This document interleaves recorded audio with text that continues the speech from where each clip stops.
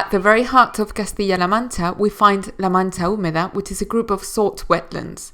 Altogether, with the steppes around them, they create a very traditional landscape and an oasis in terms of biodiversity.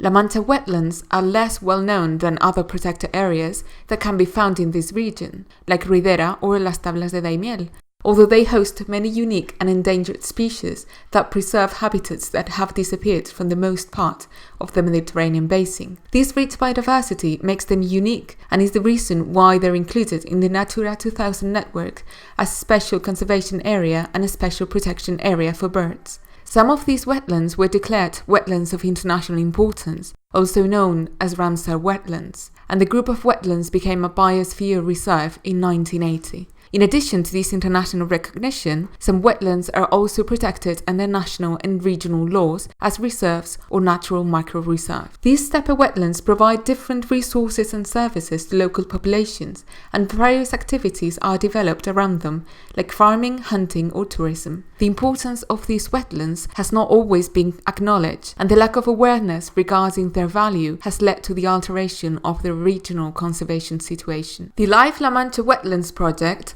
aims to restore representative and endangered habitats in La Mancha steppes, sparta grass formations and salt steppes. Awareness raising is an essential part of the project, as well as the participation of local communities in order to preserve local biodiversity and ecosystems, supporting economic development linked to the sustainable use of the local resources. To involve the local population is essential to ensure long-term conservation of these wetlands. The main project actions fall under three areas: conservation, monitoring, and communication.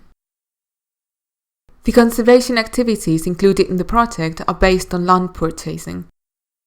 The Natural Areas Department of the regional government has bought farms surrounding the wetlands in order to ensure their conservation. Afterwards, different local species will be planted in these areas, such as limonium or sparta grass, and natural plant recovery will be supported. Other actions involved closing down channels that prevented the wetlands from filling in with water during the rainy season, filling up old abandoned pools dedicated to salt extraction, and flinging activities. The LIFE project has also worked on promoting the public use of wetlands by placing panels at the main entrances, for example. Different mapping analyses regarding vegetation were implemented to identify the surface, conservation situation and evolution of primary habitats and habitats of community interest that can be found surrounding the wetlands.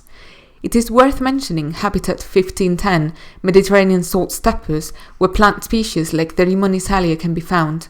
This habitat is distributed in a ring-shaped area around the wetlands, with intermittent water-locking and high saline soils. Together with this habitat, other habitats of interest, like Salicornia, can be found on the wetlands shores, or further away, like halophile pastures and bushes. In order to control the correct evolution and effectiveness of the conservation actions, biodiversity surveys are carried out by experts on the different fauna and flora species. All the obtained data are included in a database linked to a geographical information system. These surveys allow monitoring the evolution of the vegetation, and they provide information about fauna species like the zebra-slate bell cricket, different beetle species, and endangered birds like the white-headed duck, gull-billed tern, or collared pratincoll. These studies are published in scientific and general media. The Live La Mancha Wetlands project disseminates the values and natural services rendered by these wetlands through exhibitions, reports, or conferences. Thousands of children participate in project's activities, and dozens of farmers are engaged in sustainable farming. One of the most outstanding activities of the project is based on supporting the commercialization of farming products produced in the Natura 2000 network, providing information to consumers regarding the product's origin and contribution to nature conservation.